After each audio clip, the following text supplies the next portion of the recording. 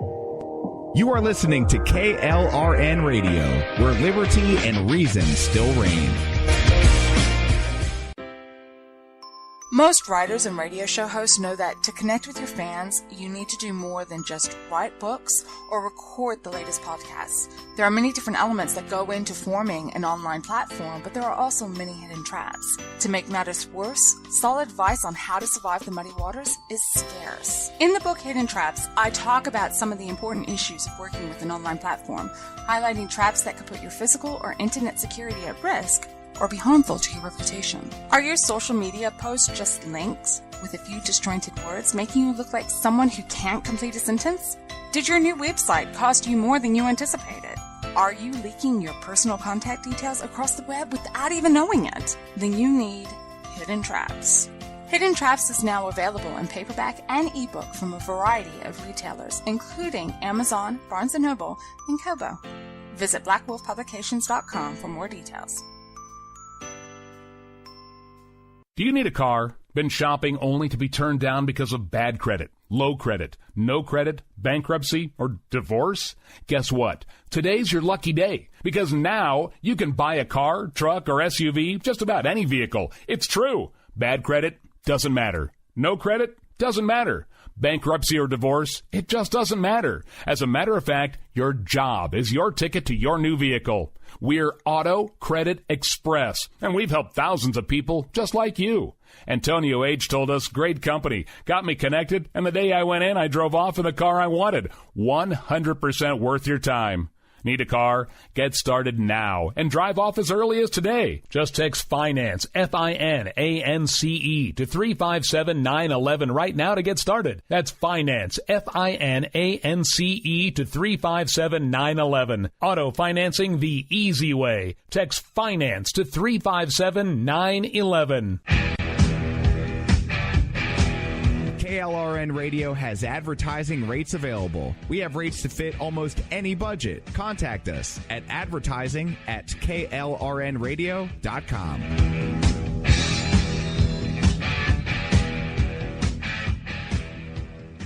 Everyone loves liberty. Our rights come from God, not the government. So why are you letting other people tell you what's best for your health care? Exercise your freedom with Liberty Health Share. Liberty Health Share is a community of people who voluntarily share one another's medical costs. Liberty Health Share is founded on the idea that most people truly want to help one another. Healthcare sharing allows members to do just that as a true community that supports one another in times of need. Liberty believes people should make decisions for themselves and their families. Members are able to take back the freedom to make their own decisions about their health care. Freedom from guilt or doubt about how your money is used. You have the freedom to direct your health care, not to be dictated to by bureaucrats. Stop letting others tell you what to do and join a community of like-minded people. Exercise your freedom. Join Liberty Health Share and take back the control of your health care while helping those around you. Call Liberty at 855-58-LIBERTY. Again, that's 855-58-LIBERTY for more information, or you can check them out at libertyhealthshare.org. Again, that's libertyhealthshare.org.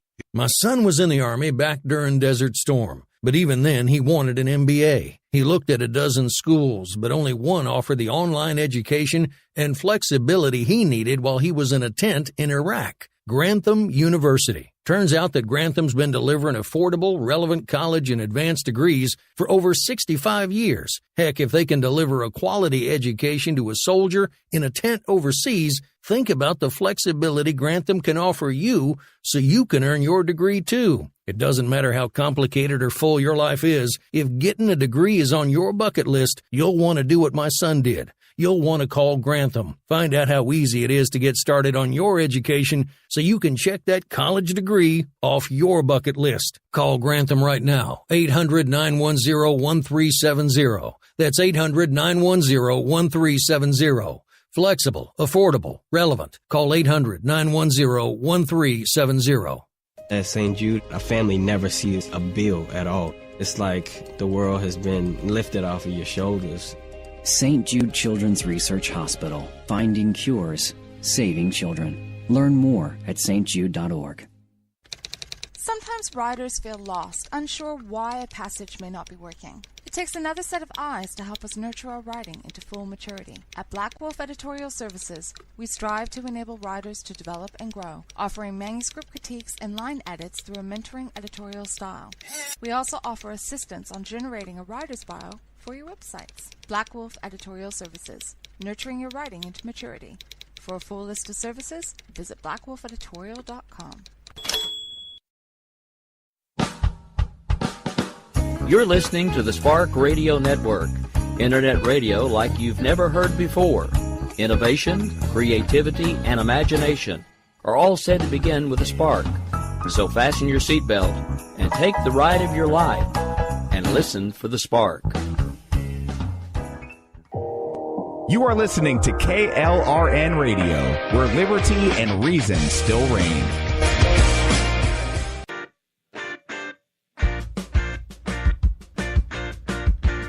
My name is Jessie, and I'm proud of the life I have, surrounded by military and aware just how big the world really is. I have a unique perspective on life and the world around us. If you're willing to listen, I'll tell you how I see it, and I won't pull any punches. This is my POV, which stands for Point of View.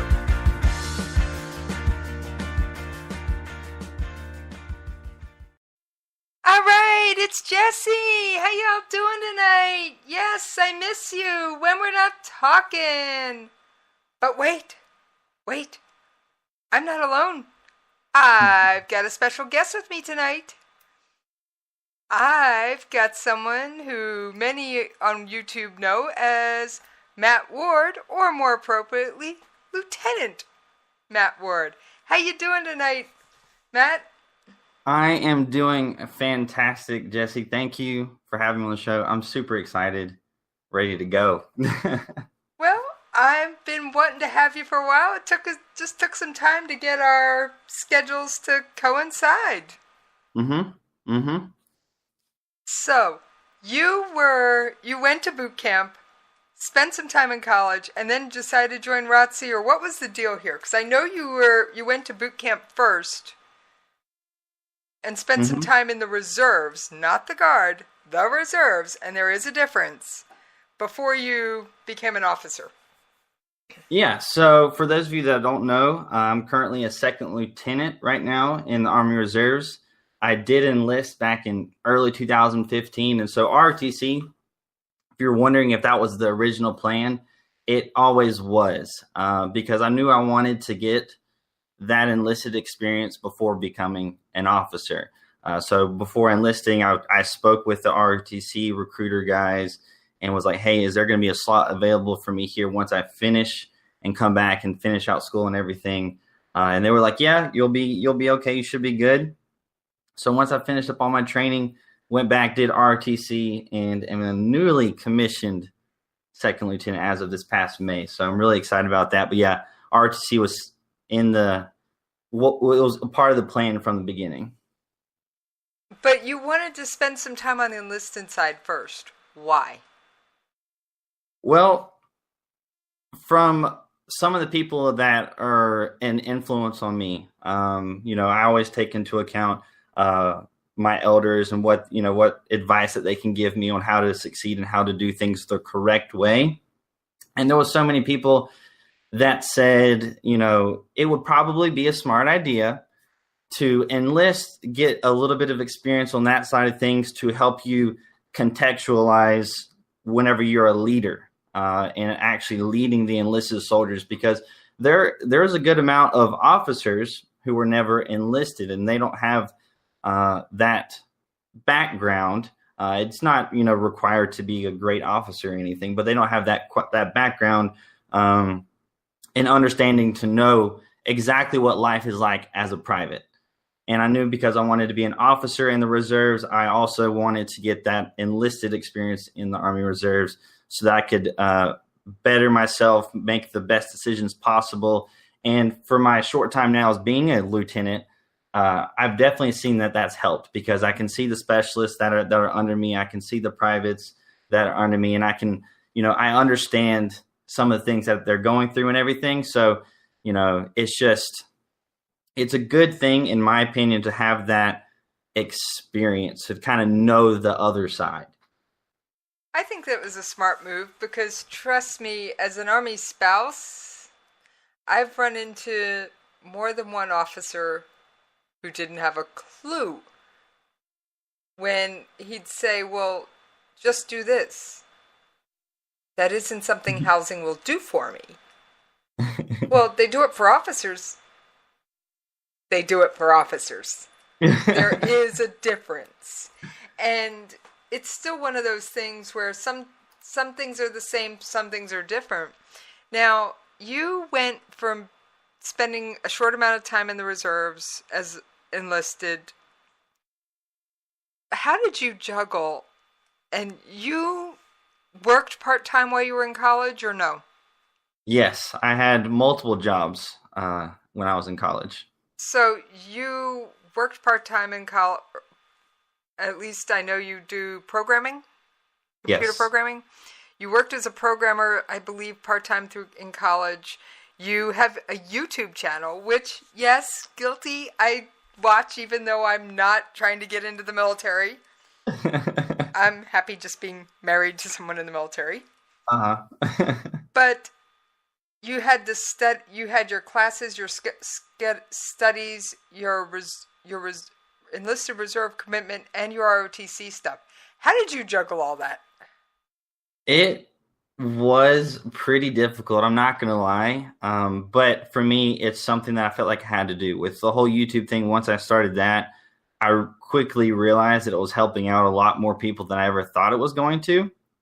But going through college, I always had jobs. I was working as a part-time software developer. While doing that, I was also a personal trainer for somebody that I trained with 4 times a week. I was always doing kind of things like that here and there. Being a full-time college student with RTC, you have things to do basically every day, whether that's just PT in the mornings or just a class or the weekend labs.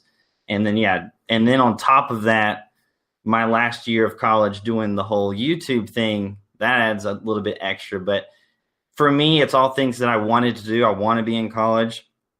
I want to do programming. I wanted to be, an officer in the Army, so RTC was something I had to do. And then YouTube was just something that gave me a lot of fulfillment, knowing that I was helping all these people out, even though I never thought it would be where it's at today. I really didn't. I remember telling my family members that if I could just help a couple of people like myself joining, that I would be happy and that would be well worth it. But yeah, it was a struggle, and to get to where you got to get or want to get, it's not always the easiest path. So was there ever a time when you wanted to just say, no, I don't have time to do this, whatever it was, fill in the blank anymore? The personal training thing was something that, I was just like, this is great and all, but it's not the greatest thing in the world for me. It's not what I want to do kind of in the long run. So that's something that I ended up giving up. With YouTube, it was always kind of like a side thing that I liked doing. For those of you that don't know, I probably upload 3 to 5 videos a week, and that takes time. That's one thing I love about doing my show live, Matt. I don't have to go back and edit. That takes time, because my other show, Jesse's Coffee Shop, I have to go back and edit, and it's always the editing that slows me down. Yep.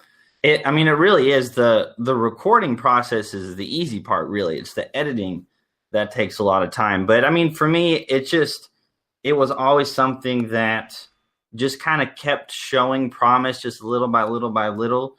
And last year around September, I did make a conscious decision that this YouTube thing could really be something if I really dedicated a lot of time to it. And so now I'm here on this show talking to you.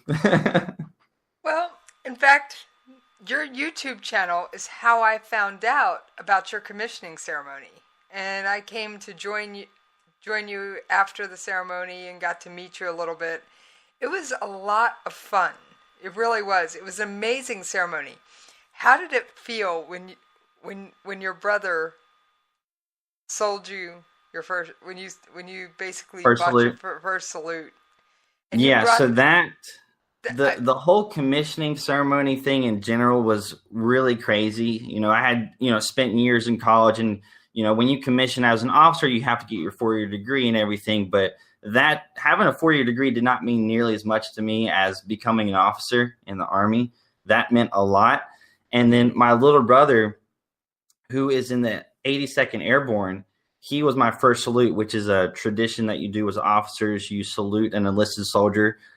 Then whoever that is, your first salute, it's supposed to be somebody who kind of means a lot to you, whether it's an NCO or somebody else. But for me to have it be my brother, that to me means a lot. I mean, it really does. And I've expressed that to him. I'm like, it's something that he had just come back from a deployment shortly before this. So he'd just come back in time to be there. Yes, I think he had maybe been back a month at most, a couple weeks maybe, back from Afghanistan. So, yeah. So there was a lot going on in your life all at once. Yeah, I mean, that was a crazy time. I'm happy school's over. I'm really happy, and I've really been enjoying my time as a lieutenant so far. It's not been super. I haven't been an officer for years and years and years. It's only been, coming up on 5 months at this point. But it has been awesome, and the whole experience, everything that I've gone through, enlisted, ROTC, all of those experiences that I've had have just led up to this. All the things that I've learned, it's been so beneficial. I've enjoyed it so much, and I hope I just continue to just keep enjoying just being a lieutenant, because, as a lieutenant, you're close to the soldiers. And so I'm just soaking all that up right now. Now, I assume it was just a little bit different stepping out of, were you with the same people as when you were enlisted, the same unit, when you were enlisted and serving next to the same people, and then suddenly you show up next time and you're a lieutenant, or was it a whole different unit? It was a different unit whenever I became an officer. The people that I was in the unit with as I was going through ROTC, when you go through ROTC, you're a cadet. And when you're a cadet, you wear a certain rank. So I was no longer wearing an enlisted rank, but I was still going around these soldiers, and they saw that I was wearing the dot, which means that you're a cadet. So they got to witness that. I've seen my first sergeant and company commander since commissioning, and that's been kind of fun. You go from being a lower enlisted soldier to all of a sudden outranking your old first sergeant. But the new unit that I'm at, it is a completely new set of soldiers. Okay, that must in some ways make it easier, though. It was because at my old unit, people, they knew me as just Specialist Ward. And sometimes people might, call me specialist without thinking about it if they haven't seen me for a little bit. But yeah, going to a new unit as a new lieutenant, starting off fresh and everything, I think, there are parts about it that were easy, but then there are also things that were a little bit more difficult because I had to get used to the whole atmosphere and everything of a new unit, new place, new structure. Who am I going to talk to figure out what I need to get done, kind of thing. What were some of the biggest challenges that didn't necessarily involve your job, just like the logistics challenges? And I know the latest hurricane, because you are in North Carolina, impacted your drill, because you had drill weekend that weekend. Yeah.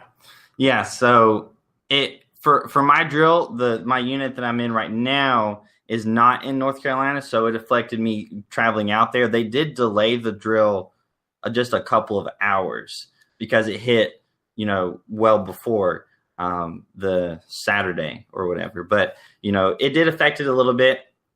I'm sure my old unit, which was in North Carolina, I should probably catch up with one of them and see how that went, because I'm sure that was kind of crazy. But so what were some of the more difficult things you've had to deal with since becoming a lieutenant? I mean, has it been just remembering to return salutes? What little things have just kind of tripped you up? And how did it feel the first time you walked in somewhere and some lower enlisted saluted you? So It feels weird. It does feel weird. That's one of the things when you're prior enlisted and you go to being an officer, it feels, and I'm still going through this transition of it just feeling a little bit weird being saluted by enlisted soldiers, especially when the enlisted soldiers used to outrank me just, a year ago or so. So that's really weird. But the thing that's catching me is just, it's not necessarily a bad thing. I guess it could be. It's just, like every now and then I'll have the realization, oh my goodness, I'm actually in charge and I can just, tell this soldier we need this to get done, or why can't we do this kind of thing. So that's a little bit interesting, just realizing that I have the power to do things that will actually be positive and impact the unit. So it's just, I'm just kind of working into that, I guess. Well, Ron in the chat room had a great question. Does your new unit know you'd spent time as an enlisted soldier?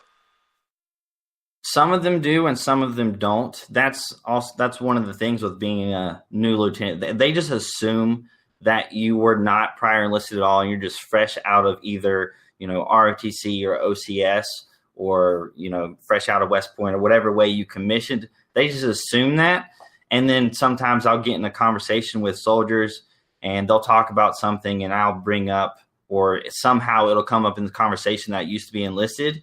And one of the positives that I talked about before with having the enlisted experience is, from my short perspective as being an officer, I've noticed that as soon as you kind of come out that you used to be enlisted, they kind of respect you just a little bit more. Like they're like, okay, this guy gets it. He understands. He knows kind of the deal of things. Whereas there was another second lieutenant. It was his first time at the drill the same day it was my first time. And, he wasn't enlisted before. And me and him, we just have a different perspective on things. And other soldiers kind of look at him a little bit differently because he doesn't have that enlisted experience. So they look at him as a new lieutenant a little bit more newbie than myself. I find that fascinating. And I have to admit, personally, I've seen my husband's units get, and I'm going to stick with West Point grads. They either seem to be in the 50% that are great or 50% of, oh no, let me tell you what Lieutenant Silly did now. I mean, it's either 50% phenomenal or they're in the 50% of, oh no, I got to tell you what Lieutenant Silly did now. Yeah, that's one of the things I feel like the enlisted experience helps you a little bit too. Because when you're a fresh lieutenant out of ROTC, you've gone through ROTC, you've done some things, but you haven't been in the military yet. So some of the things you might do that are not, people might look at you like, why are you doing that? Or that's such a butterbar thing to do, which, it's not like I've been in for 20 years or anything, but some of the stupid mistakes that I possibly could have made before, I'm not going to do that now. What other things have caught you just a little off guard or made you glad you were enlisted before you commissioned? Have there been other little things that you thought, I'm glad I was enlisted? Oh man, so the responsibilities that they've been giving me, because as soon as I've made a video recently talking about my first day as enlisted versus my first day as an officer, and it's so different. But your first day as an officer, they gave me all these different responsibilities, and they're talking and they're, using, XYZ acronyms, and they're talking about certain things. And, for a fresh new lieutenant who was never enlisted before, I might not have any clue what they're talking about and feel much more overwhelmed. But because I have a couple of years of enlisted experience prior to being an officer, whenever they tell me to do some things, whenever, they talk about a certain topic or, for example, we're going to go to the range, they want me to, for example, when we go to the range in November to shoot, to be the officer in charge of the range. Well, if you've only done RTC and stuff, you've maybe only gone to the range just once or twice.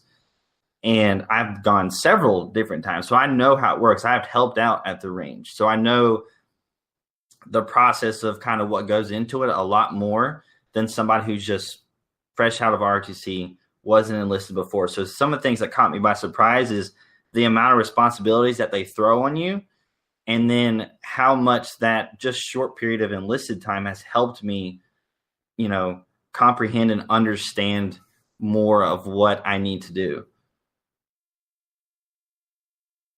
So, well, I think it's fantastic, and I think it's great that you actually thought out the fact that you wanted at least some enlisted time under your belt before you accepted the burden of becoming an officer.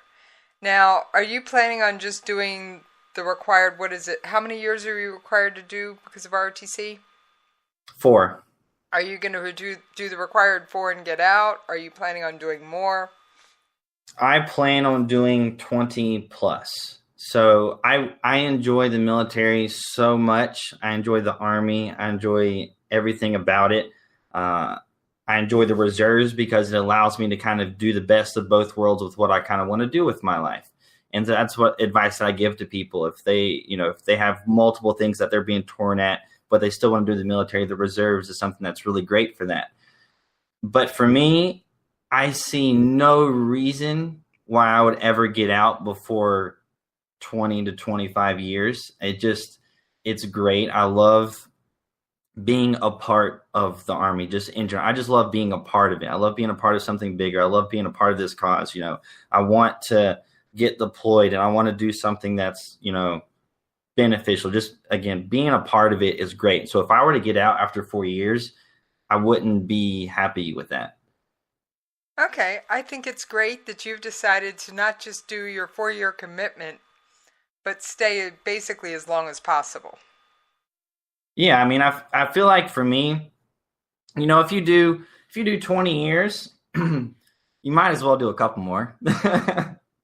So I feel like by the time I get there, I've been in for, I think I'm a little over 3.5, close to 4 years now. Has been the total. My enlistment date is like February of 2015. So it's about 3.5 years. But I feel like once I get to 20, I'm gonna be like, what the heck? Let's just do a couple more. Let's keep going. Because I'm sure if I really end up doing 20.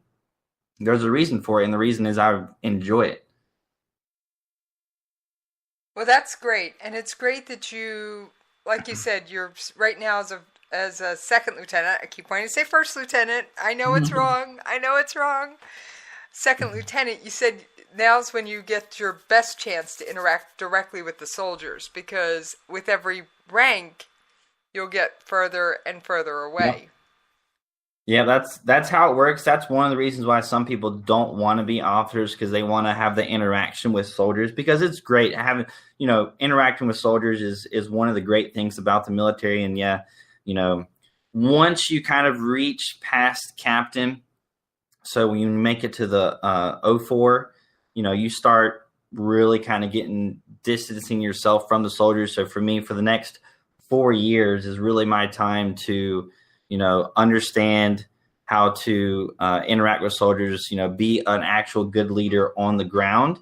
And then if I can figure that out, then once I reach the higher ranks of major, my goal is to make lieutenant colonel. So once I make lieutenant colonel, having a good understanding of being a good leader on the ground, then I can make those better higher up decisions that will affect potentially thousands of people. Well, Matt, guess what? We got to pay those station bills and take a commercial break. Alrighty. All right. And we will see you guys on the other side. They fight and die for our freedom. No one had to ask them to go without a moment's hesitation. For the red, white, and blue. You are listening to KLRN Radio, where liberty and reason still reign. Most writers and radio show hosts know that to connect with your fans, you need to do more than just write books or record the latest podcasts. There are many different elements that go into forming an online platform, but there are also many hidden traps. To make matters worse, solid advice on how to survive the muddy waters is scarce. In the book Hidden Traps, I talk about some of the important issues of working with an online platform, highlighting traps that could put your physical or internet security at risk or be harmful to your reputation. Are your social media posts just links with a few disjointed words, making you look like someone who can't complete a sentence? Did your new website cost you more than you anticipated? Are you leaking your personal contact details across the web without even knowing it? Then you need Hidden Traps. Hidden Traps is now available in paperback and ebook from a variety of retailers, including Amazon, Barnes & Noble, and Kobo. Visit blackwolfpublications.com for more details. Do you need a car? Been shopping only to be turned down because of bad credit, low credit, no credit, bankruptcy, or divorce? Guess what? Today's your lucky day, because now you can buy a car, truck, or SUV, just about any vehicle. It's true. Bad credit doesn't matter. No credit doesn't matter. Bankruptcy or divorce, it just doesn't matter. As a matter of fact, your job is your ticket to your new vehicle. We're Auto Credit Express, and we've helped thousands of people just like you. Antonio H. told us, great company, got me connected, and the day I went in, I drove off in the car I wanted. 100% worth your time. Need a car? Get started now and drive off as early as today. Just text FINANCE, FINANCE, to 357-911 right now to get started. That's FINANCE, FINANCE, to 357-911. Auto financing the easy way. Text FINANCE to 357-911. KLRN Radio has advertising rates available. We have rates to fit almost any budget. Contact us at advertising@klrnradio.com.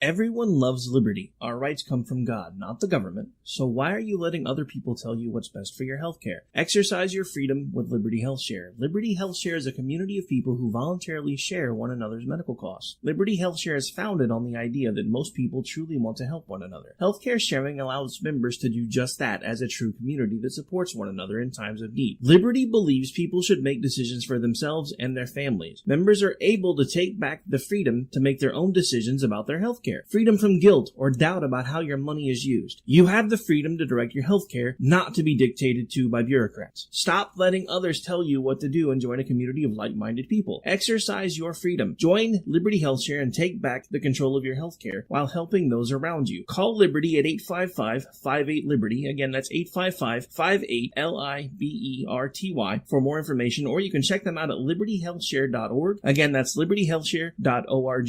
My son was in the Army back during Desert Storm, but even then he wanted an MBA. He looked at a dozen schools, but only one offered the online education and flexibility he needed while he was in a tent in Iraq. Grantham University. Turns out that Grantham's been delivering affordable, relevant college and advanced degrees for over 65 years. Heck, if they can deliver a quality education to a soldier in a tent overseas, think about the flexibility Grantham can offer you so you can earn your degree too. It doesn't matter how complicated or full your life is. If getting a degree is on your bucket list, you'll want to do what my son did. You'll want to call Grantham. Find out how easy it is to get started on your education so you can check that college degree off your bucket list. Call Grantham right now. 800-910-1370. That's 800-910-1370. Flexible, affordable, relevant. Call 800-910-1370. At St. Jude, a family never sees a bill at all. It's like the world has been lifted off of your shoulders. St. Jude Children's Research Hospital. Finding cures, saving children. Learn more at stjude.org.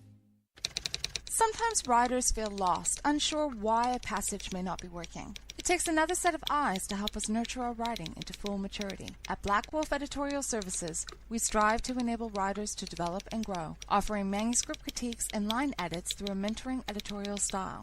We also offer assistance on generating a writer's bio for your websites. Black Wolf Editorial Services, nurturing your writing into maturity. For a full list of services, visit blackwolfeditorial.com. I keep swinging for the fences. It's like this heart is defenseless against a passion that's pumping through my veins.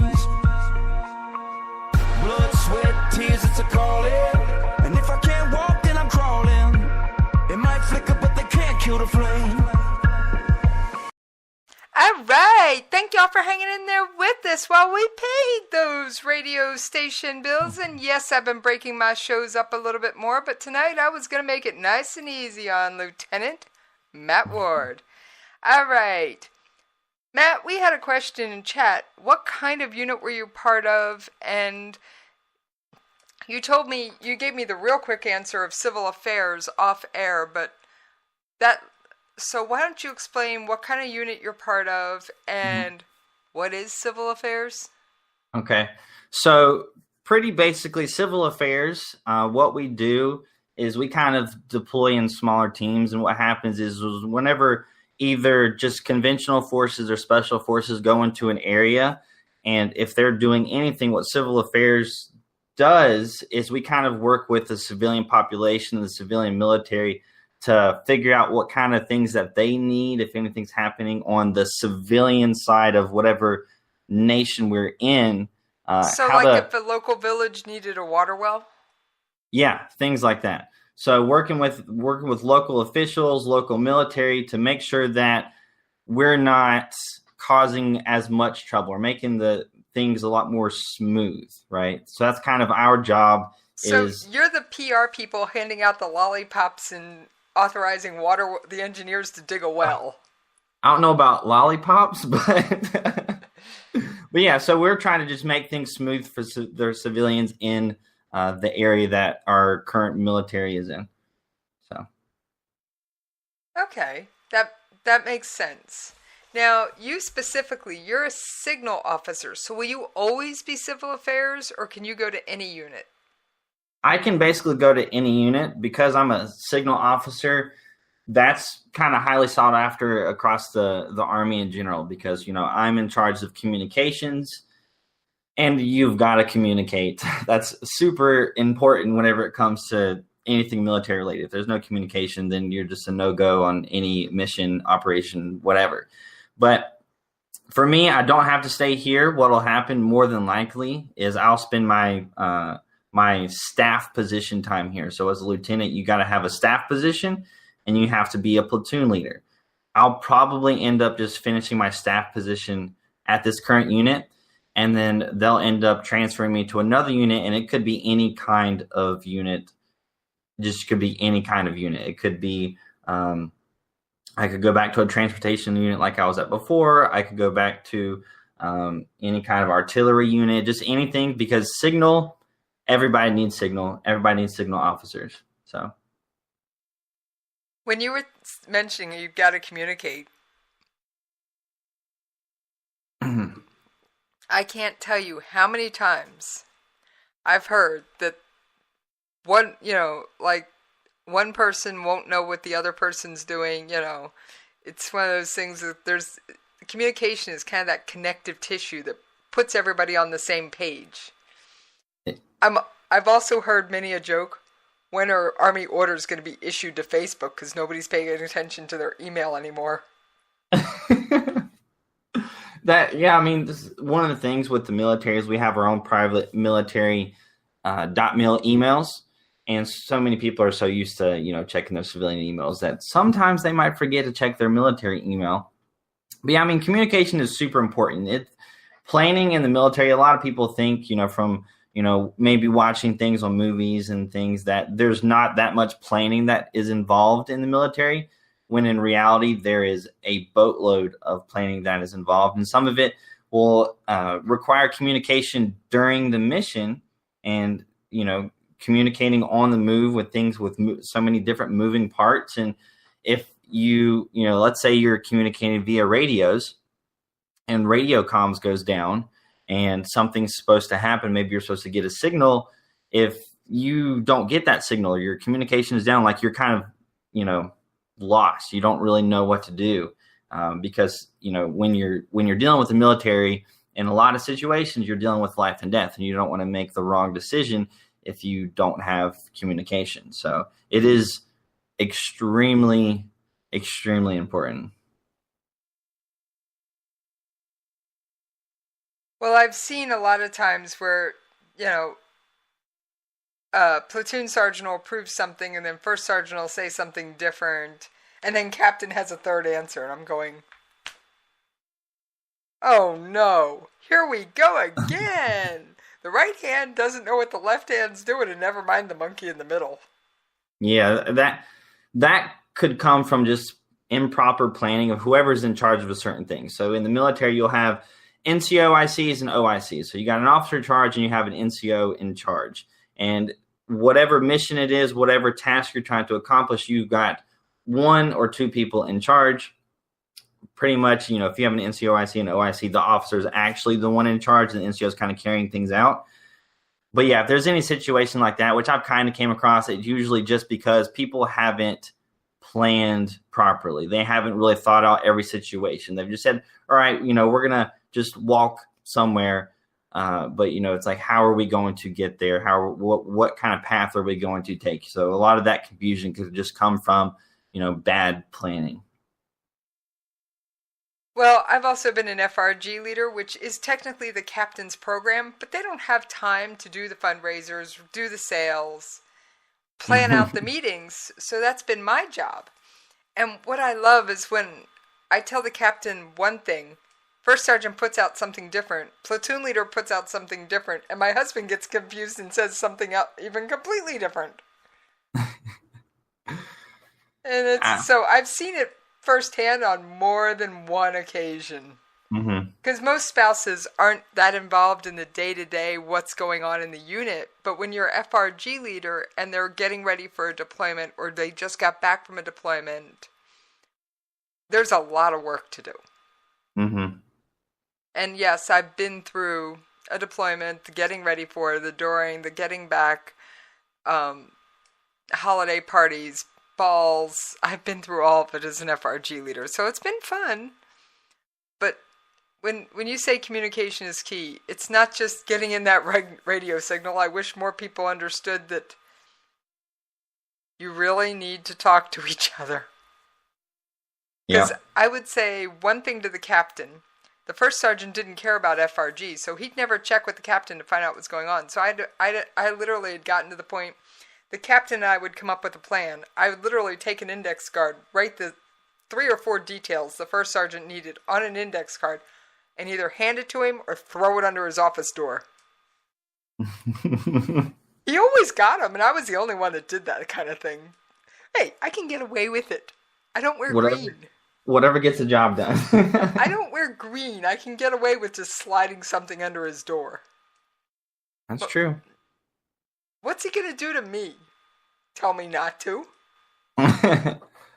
Pretty much. Yeah, and well, then give me another form of communication that you'll actually respond to, First Sergeant. But yeah, so it's one of those things. Communication is so vital. So you've mentioned you're going to do the full 20 years or more if you can. And that's going to take you to approximately what rank if you do 20? It will. If I do 20, I should make it to Lieutenant Colonel, which is 05. Okay. Light bird. Yeah. So, and then to make it, I don't think I would make it to a colonel, even if I did, 25 years or so, for example, because number one, I'm not planning on making it to the rank of colonel. And if you're not planning on making it to the rank of colonel, as an officer, there's a whole list of all these things that you have to do to rank up.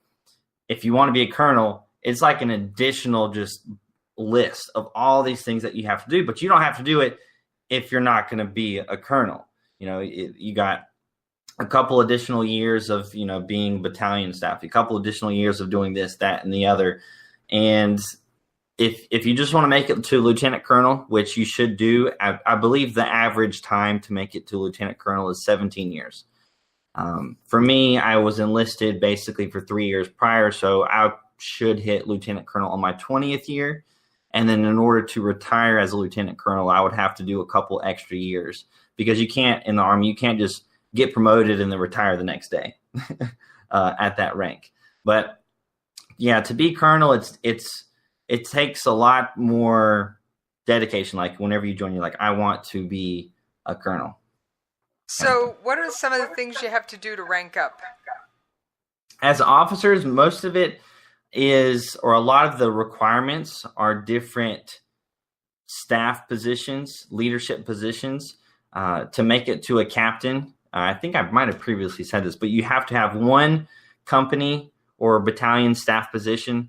You have to have one platoon leader position. Those are the two things that you have to do as a platoon, as a lieutenant, first lieutenant or second lieutenant, in order to make it a captain.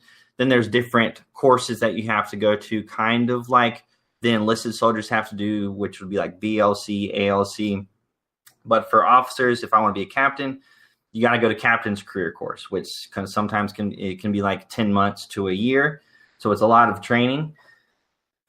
But there's all kinds of different positions. Maybe one of it is, work with NATO, or have some position, working with foreign militaries for a couple of years. But all these things for officers, you have to do it for, especially for the higher ranks, 1 to 4 years.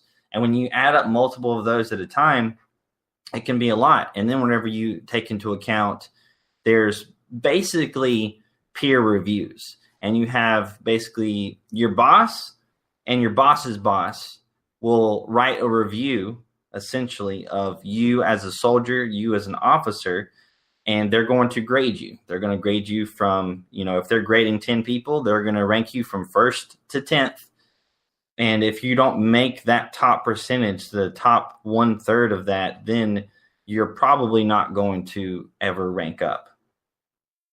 And then eventually you would get chaptered out because you're not good enough to rank up, basically. So you do have to keep ranking up to stay in. Yes. Yeah, for sure. And it's definitely more strict on that on the officer side than the enlisted side, because on the enlisted side, you might have some people who stay as E4, E5 for several years. On the officer side, I can't just stay a lieutenant for, 5 years. I can't, or I will be chaptered out. For to be promoted to captain, every so often when you're promotable, there will be a promotion board that comes around. And if you're a first lieutenant, which is my next rank, if you're a first lieutenant and you're eligible for promotion and you get passed up on a promotion board twice, then they're going to start your paperwork to get you chaptered out, which means that if you have been in long enough that you can be a captain, and it comes time for you to be, for the whole list of people who are eligible to be promoted, that, 1 to 10, if you don't make the cut 2 times in a row, then you get kicked out. And that's kind of how it works every time you get promoted as an officer. If you miss the cut a couple of times in a row, then you're going to get chaptered out of the Army. Okay, so there is pressure to do your job, do it well, so that you can continue fulfilling your dream of staying in. So it's just not like, I got my rank, let's skate. Yes. Yeah, and it should be that way, because officers, we're the ones in charge. We're the ones making the decisions. We're the ones making a lot of the in combat MOS's life and death situations. And if you're like, okay, I made it to captain, let me just chill here and I'll be a company commander for the rest of my time, that's not going to be okay. It's not, you can't be lackadaisical. You can't be lazy. You have got to do good. You got to do your job. And if you don't, and you shouldn't be in the military if you are just kind of just sitting there, because at the end of the day, officers are leaders, and we want to lead by example. So the Army, we don't want people who are making bad decisions themselves to lead. I think that sounds great. Now, you mentioned that officers are leaders. So who are the people that you've looked up to that have been leaders in your life that got you where you are today? Oh, a lot of people. One of the things that I think it's helped me a lot in my life, just as a person in general. I don't know what it is, but just from a young age, I've looked at older people, my elders, and tried really hard to honestly learn from their mistakes, learn from what they've told me to do. Do this, don't do this. I didn't get in big trouble all that much whenever I was a kid because my parents would say, don't do this, and I wouldn't do it. And then going into the military, my grandfather, he was in the Navy for, I think, about 10 or 12 years or so. And learning from some of his mistakes, one of his biggest regrets is not, he did those 10 or 12 years. And one of his biggest regrets now that he's about 80 years old is that he didn't finish that out, at least in the reserves, and retire. My dad, telling me all the things that he's done. As far as military influences, my ROTC commander, he was and is an amazing example of what an officer should be. I look up to him a lot, just his demeanor, the way he taught soldiers. He was a very intimidating individual, but you could tell that he cared. And so I'm trying to learn from all that, learn from my elders, learn from my prior leaders, and taking a little bit of that and trying to put it into how I am as an officer. So as an officer, I don't want to be that guy who doesn't associate with the enlisted soldiers or who just stands by and lets the enlisted soldiers do the dirty work, because officers don't have to do that, which is true. Like officers, we could get away with not doing a lot of things that are dirty, that are quote unquote dirty work, and just tell enlisted soldiers to do it. But like what?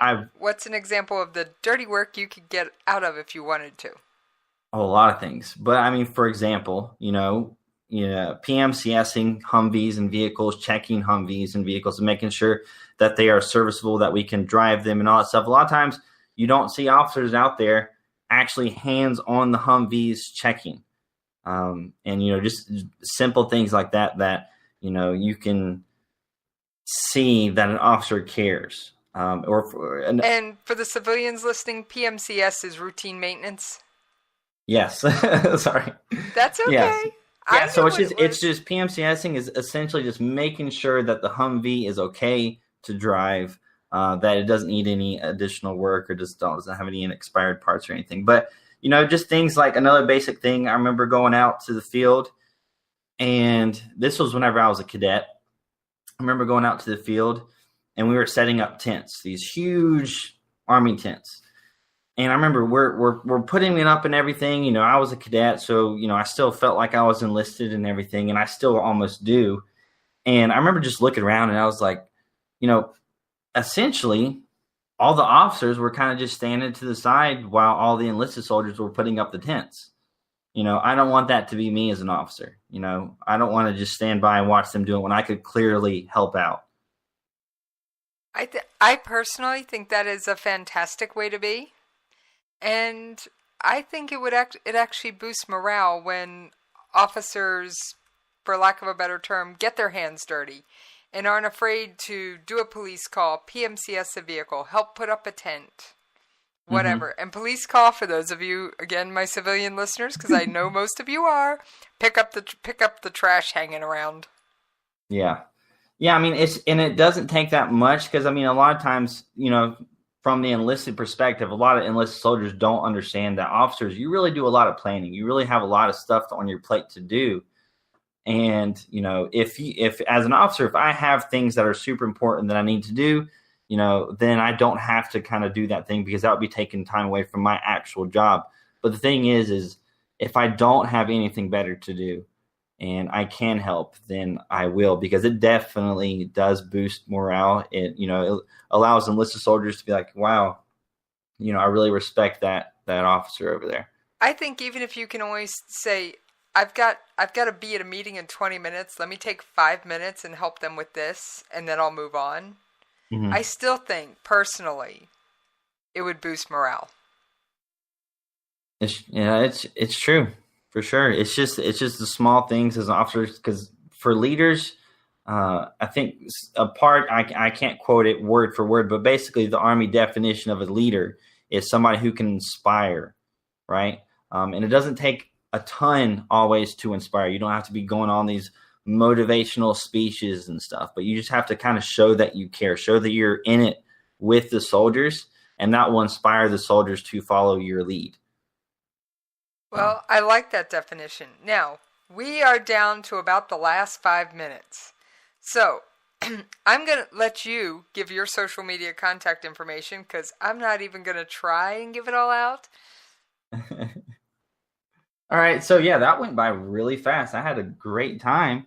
But, yeah, so my main social media, so on YouTube, right, my main source where I get all my information, all the Army stuff out, you can just look up Matt Ward on YouTube, MattWard.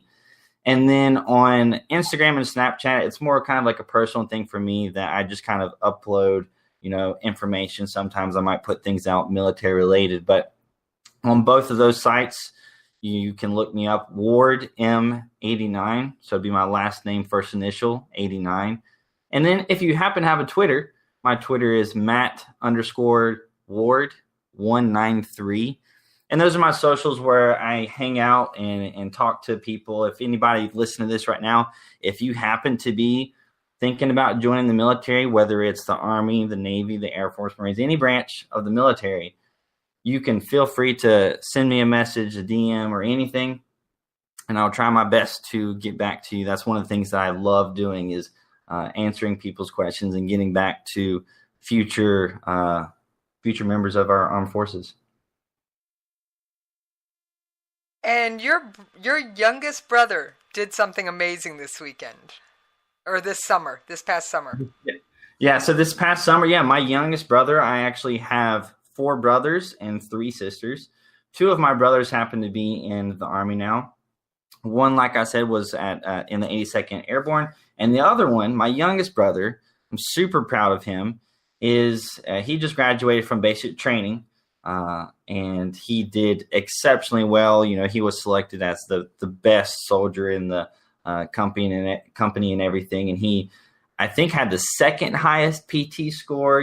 All of his peers and everything. I got to go to his graduation, and they all said that he was a great soldier, a great leader there. So I'm very proud of him. I'm glad that some of the tips and things that I can personally give him has shown that it can be, beneficial and help him out. So I'm really happy to see what he accomplishes. Well, I think I've got to add one thing. It's families like yours who are willing to serve in our armed forces because less than 1% of this country does. Help me sleep soundly at night, knowing that there are rough men with rifles ready to stand and defend this country. Thank you. I appreciate it, Jesse.